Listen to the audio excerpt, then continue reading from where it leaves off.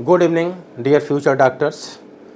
कल बेटा जो क्वेश्चन लिया था उसका सोल्यूशन देख लेते हैं और उसके बाद आज के लिए एक नया क्वेश्चन था the addition of HCl in the presence of peroxide does not follow the anti Markovnikov rule because. Answer क्या है? फर्स्ट। प्रश्न उठता है क्यों फर्स्ट है। ठीक है, तो बेटा जी अगर हम लोग HF HCl HBr HI की बात करें, HF HCl HBr और HI, तो इनके बॉन्ड डिसोसिएशन एंथैल्पी का ही आर्डर है।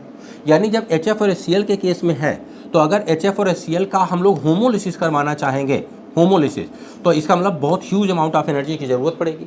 और जो पेरोक्साइड इनिशिएटर होता है उसके पास इतनी सफिशिएंट एनर्जी नहीं होती कि इसकी होमोलिसिस करवाई जा सके। क्यों? Due to greater bond dissociation enthalpy.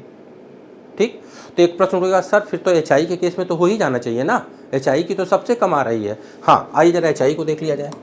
बेटा जब HI की बात हम लोग करते हैं तो यह सही है कि पेरोक्साइड इनिशिएटर क्या करेगा, इसकी होमोलिसिस तो करवा ले जाएगा, कोई दिक्कत नहीं है। ठीक, लेकिन जो आयोडीन फ्री रेडिकल है जब यह कार्बन कार्बन डबल बॉन्ड पे आता है तो यह प्रोसेस क्या हो जाता है? एंडोथर्मिक।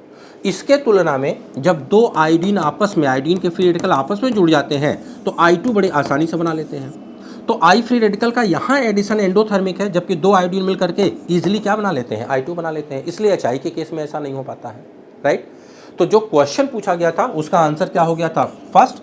कारण क्या है कि एनर्जी बहुत ज़्यादा होती है। और HI के केस में ऐसा क्यों नहीं होता? क्योंकि HI की होमोलिसिस अगर करवा भी ले जाए तो जब iodine free radical double bond पे जुड़ने आता है तो प्रोसेस एंडोथर्मिक है, जबकि दो आयोडीन फ्री रेडिकल आपस में जुड़ करके I2 इजीली बना लेते हैं।